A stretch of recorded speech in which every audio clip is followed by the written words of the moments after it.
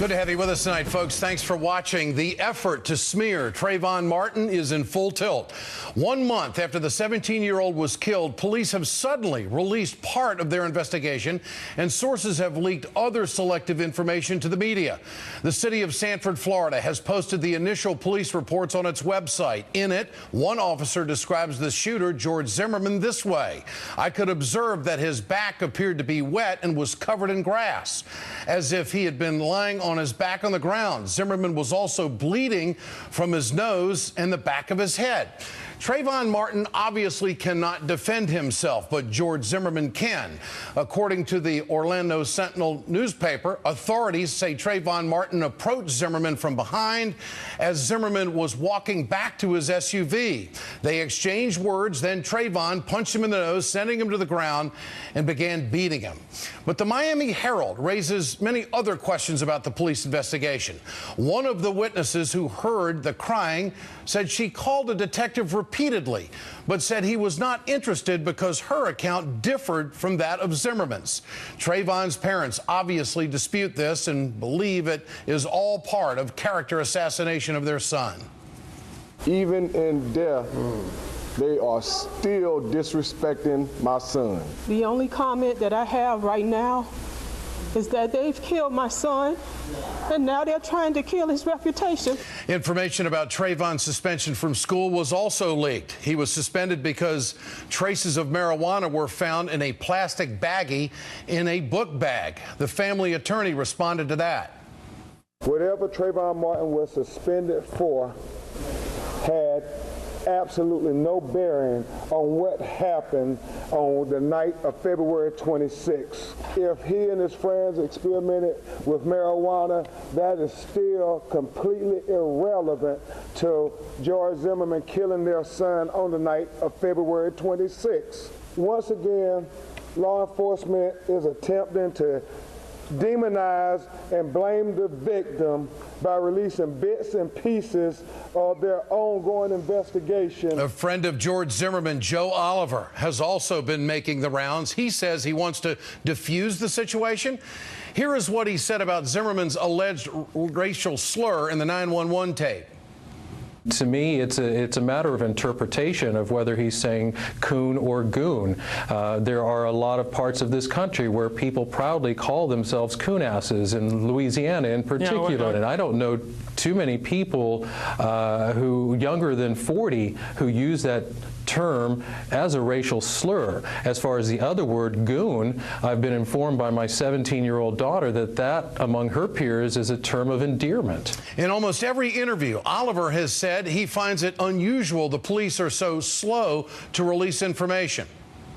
There's a gap there still, even with all this other information about how the two met. There's still a gap that's missing that hasn't been released about how the gun went off. I don't understand why this information is taking so long to come out, given the past practices of Florida law enforcement in releasing information in a high-profile case. Today, there was another rally in Sanford, Florida, and Martin's parents appeared at a city commission tonight. The overwhelming theme was people were asking, why hasn't there been an arrest in this case? Get your cell phones out. I want to know what you think. Tonight's question: will George Zimmerman's supporters be able to paint him as a victim? Text A for yes, text B for no to 622-639. And you can always go to our blog at ed.msnbc.com. We'll bring you the results later on in the show. I am joined tonight by Trumaine Lee, senior reporter of the Huffington Post, and also Walter Zalisco, president and CEO of Global Investigative Group and a retired police chief from Florida. Gentlemen, great to have you with us tonight. First of all, Trumaine, I understand that you have been with the family for most of the day. How are they responding to this leaked information, which obviously is trying to paint their son as some kind of a misfit? The legal team had prepared the family for this. They said that as the case rolls along, there would inevitably be pushback and some attempt to discredit their son. But I spoke with Tracy Martin, the father, this evening, and he said no matter what, they're committed to continue the fight because the whole world is watching. If they stop, then everyone else will stop. So they want to make sure that they're going to keep the wheels moving, regardless of what opposition they're confronted with. And what was said at that commission meeting this evening? Speaker after speaker, from Congresswoman Sheila Jackson Lee to Corinne Brown to the Reverends Al Sharpton and Jesse Jackson, all implored this commission to either hold the police chief and the Sanford Police Department responsible and accountable for any missteps, but also, again, as we hear over and over again, the arrest of George Zimmerman. Be it the state police or the federal investigators, they want an arrest, and soon. Mr. Zelisko, what do you make of the timing of the release of this information via a website when there's been so much media pressure over the last few weeks? Is this standard operating procedure? No, I don't think it is. The information should have been revealed much earlier in this whole investigative process, and the fact that they're just releasing bits and pieces of the investigation is rather suspicious in itself. But we do realize that by Florida statute, and as well as some other states, the release of ongoing investigations is prohibited, and once they complete the investigation, then they'll be able to release the entire investigative reports. But there have been some issues with the initial investigation report and how the officers responded to the scene. Okay, well, what are they? What's the number one thing that jumps out at you as an investigator and a former police chief? Well, the first thing is they responded to the scene, and the first responding officer approaches Mr. Zimmerman. He sees Trayvon laying on the ground, and he approaches Mr. Zimmerman, and he asks him if he's seen the suspect or the subject. Mr. Zimmerman identifies himself, saying, "I'm the one that shot the individual." You would think that the officer would ask him why or what had occurred. Nowhere in his investigation report is there any mention as to if he asked him, why did you shoot him? What happened here? Nothing to that effect. And that is crucial evidence to any investigation. And I want to ask you about this police report. None of it matches up, at least from what I can see, none of it matches up with any of the 911 tape. And what about this piece of information where one of the witnesses who heard crying said that she called a detective repeatedly, but said he was not interested because her account differed from Zimmerman's? What do you make of that? Well, if there is any truth to that, I think it just reflects extremely poorly on the detective and the Sanford Police Department. I mean, here we have a homicide investigation. I don't think you can get any more serious of a crime than a homicide.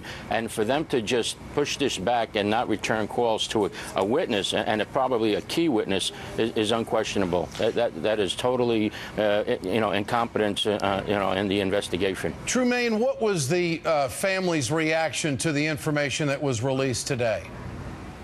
I think the family all along kind of expected this to come, so they were indeed hurt, but they still had more questions. They said the thing that people should be focusing on is that their son was killed and he was unarmed. And also, I want to go back to those initial reports. On March 8th, I spoke with Chief Lee for about 10 to 15 minutes, and there was never any mention of any of this information. What he told me is that Zimmerman got out of his vehicle and followed Trayvon Martin, and at some point Martin turned around and asked him what he wanted. This is a complete shift from what I'm hearing now. But the family, again, all along suspected that at some point some of this information will come out. Trumaine, did Police Chief Lee ever tell you that Zimmerman was handcuffed and that medics attended to him in a patrol car and he was bleeding? Did any of that, was that ever said to you as a reporter? Never. Not once. Mr. Zelisko, what do you make of that? That's pretty vital information, isn't it? I mean, if a guy's bleeding, there's obviously some kind of confrontation. Well, that's the point I was trying to make. I mean, if the officer approached Zimmerman and he's bleeding from the back of his head and from his nose, a logical question is, what happened here? None of that was asked. The only thing that is reported is that Zimmerman is telling the EMTs that I was calling for help and nobody would respond. But we have to remember is that Zimmerman was not a suspect. The police could have questioned him at that point. You only have to invoke your constitutional rights once you become a suspect. So I don't understand why the police didn't question Zimmerman more. Well, at the scene, he was questioned later on in the police station, but I mean, you're right at the scene there. You get vital information at the initial point of the incident. Trumaine, another thing that bothers me about the police report, they knew who the slain victim was. They knew who Trayvon Martin was. It says how much he weighed, how tall he was. Well, obviously they must have had a driver's license or something. But there was no follow-up to find his parents anywhere. Why didn't they go door to door? I think that's what has so many people confused and perplexed. Why not go door to door? They also had his cell phone. Why not call the last numbers he called? And there, for days on end, Trayvon Martin was supposedly listed as a John Doe.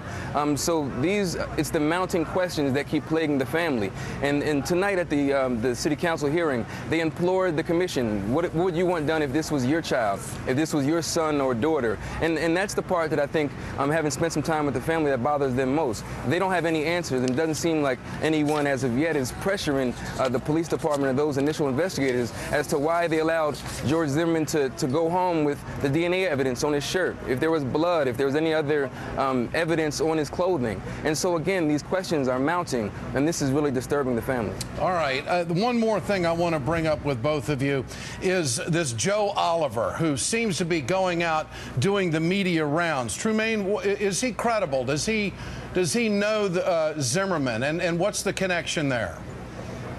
I'll have to say, like so much in George Zimmerman's life, there's a fog here. So I have to admit, I don't know much about the connection between Mr. Oliver and Mr. Zimmerman at all, but it doesn't surprise me that none of us know much about him, because there's still this wall that I think we're all trying to break through. And as bits and pieces come out, we're learning more, but still, like so much in this case, more questions than answers. And finally, Mr. Zalesko, does this police report today cloud the picture even more, or do you see anything being cleared up as a positive step towards justice? Well, I think this whole investigation is cloudy right from the beginning. No matter what they put out now, is always going to have some question about the validity of it. Is it a good old boy network at work? Well, let's face it, Central Florida has a history of good old boys here, and, you would hate to see that this be the case here, but, it is what it is. Trumaine Lee and Walter Zalesko, thanks for your time tonight. Appreciate it so much. Remember to answer tonight's question there at the bottom of the screen and share your thoughts on Twitter. We, of course, want to know what you think. Coming up, right-wingers are trying their best to demonize Trayvon Martin. Turner Clayton Jr. will be joining me later. He is the Seminole County NAACP. He will join me to talk about it. And years of right-wing attacks on health care reform have finally led to gone to the Supreme Court. 3 days of hearings kicked off today. Jonathan Cohn of the New Republic was in the chamber, and he will join me tonight. Stay with us. We're right back.